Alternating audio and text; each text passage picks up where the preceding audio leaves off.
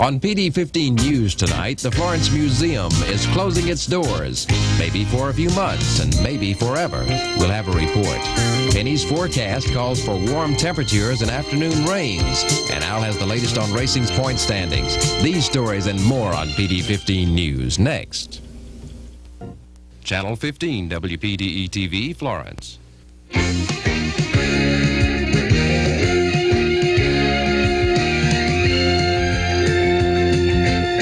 PD15 News, the 5:30 edition, the PD area's first local report of news, sports, and weather. Good afternoon. Here's what's going on. The only full-time cultural center in the PD area will close at the end of June for at least 2 months. The Florence Museum's fate was decided yesterday in the meeting of the Board of Trustees, and today, Director Bill Burns talked with Jeannie Griffin about the problems. Bill Burns said he wanted to blame the museum's closing on the Reagan administration, but he couldn't. What it boils down to, he said, is inflation. With the federal cuts, which means the states get cut, then the counties, then the cities, and then the various agencies, we just haven't got the opportunity to get any grants. I would have to raise, I think, about $1,500 a month for the rest of the entire year to make up the difference between the $48,000 I asked for and the $22,000 that I hope to get from city and county. The curator has resigned, and Burns himself said while he'd like to take the time for a vacation he hasn't gotten to take in 3 years, he'll probably work harder than ever around the museum grounds. Well, it's going to give me a great deal more work to do. I will have to cut down a little bit on outside lecture activities during the day. I'll still make them at night for ladies' clubs and service clubs and so forth, but I'll have a lot more paperwork to do. At 70 years old, Bill Burns would like to maintain the museum, not as a moneymaker, it isn't that, but as proof of a cultural area's history. He's worked in several museums as director, and this isn't the first to see problems, but he says he'd rather not see the Florence Museum and what it has to offer fall as another victim of inflation. There are only a few that are financially independent.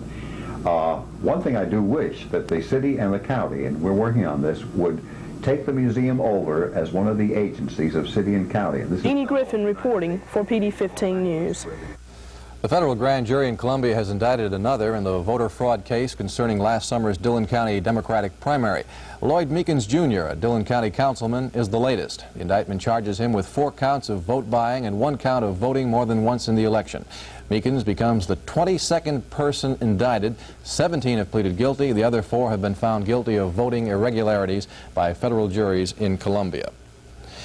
The State House is one of the rare Monday meetings today, the topic reapportioning the state's 124 House districts. It is a problem that is not expected to be solved too quickly. In fact, political experts say that state lawmakers will probably be going at it for the next several weeks. And after the state representatives get their reapportioning House in order, next year the Senate will take up state reapportionment. Florence City Council met this afternoon facing a full agenda composed of budget plans, traffic problems, and options of a new trash disposal system. Officials at the Florence County Animal Shelter attended the meeting at the request of Council. One budgetary cut earlier discussed by Council was to drop all support of the shelter. A representative from the College Park subdivision also attended the meeting to talk with Council about traffic problems in that area. At newstime, Council was still at that meeting.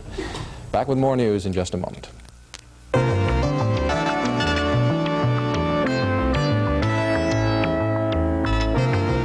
The Smithsonian Institution brings to life history, the arts, nature, science, and more. And Smithsonian Magazine captures all this in words, pictures, and ideas. To begin your journey through the human adventure, just call this toll-free number. Smithsonian Magazine travels the world, digs into the past, explores the future. Smithsonian brings its readers fascinating studies of nature, enlightening stories on people, places, and cultures, revealing scientific phenomenon, the beauty of the arts. Smithsonian brings you the world. Begin your Smithsonian year now and start a year of discovery for your whole family. And you'll also become a member of the Smithsonian Institution, eligible for travel benefits, book and gift discounts.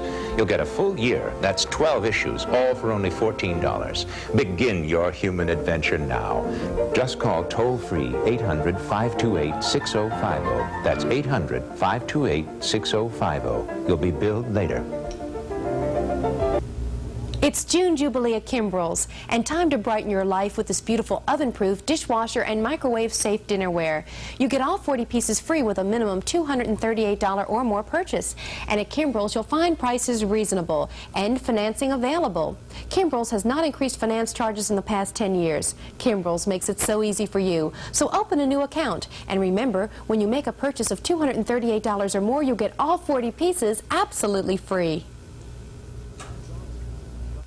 Summertime is a time for relaxation to those younger students free from the burden of school studies, but older students may be busier than ever. There's a big part of the growing job market. Jeannie Griffin reports. Interviewing for a job can be an enjoyable task, and for students looking for summer employment, getting that sought-after job means a little extra money during the summer. But a job interview can be ruined if the applicant forgets some important tips. Ms. Stockman, what's one of the best things that a student could do while he's out looking for a job? Well, Jeannie, one of the first things is their appearance. When they make their entrance, of course, that's one of your first impressions of a person, how they appear to look to you as a person. Another thing is their grammar. They should be very particular how they present themselves, the grammar that they use in talking with the person that is the interviewer, because the interviewee, of course, might be a little excited, but that grammar is going to carry across to the interviewer. So if you're in the market for a job, remember these things. Dress well, manicure your nails, comb your hair, and remember that grammar you learned during the school year. That way, the odds are in your favor of making extra spending money during the summer. Jeannie Griffin reporting for PD 15 News. If you're a parent, you've probably worried about meals for your child in the summer. Parents in Chesterfield and Marlboro County need not worry about that this summer. Roger Hanna has details.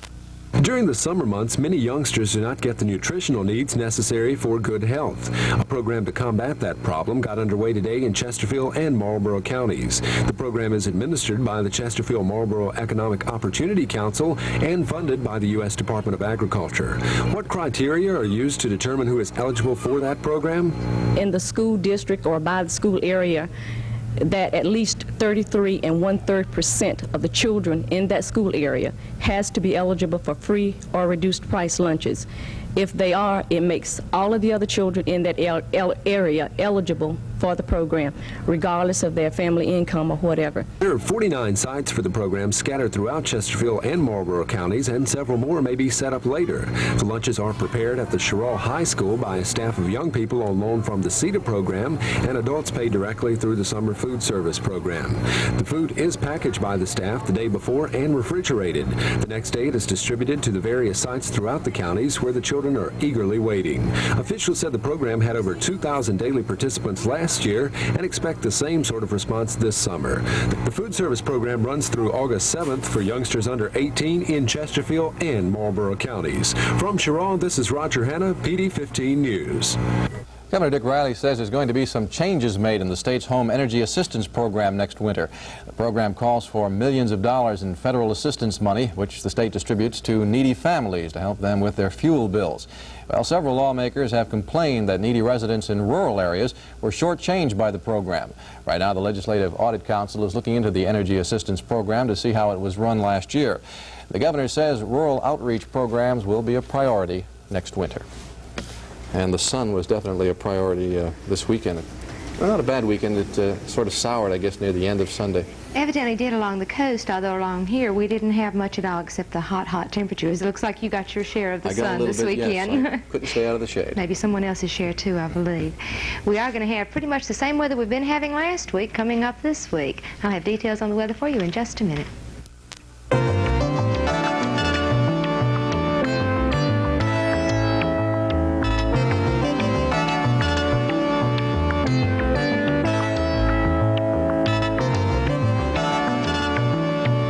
If you're a worker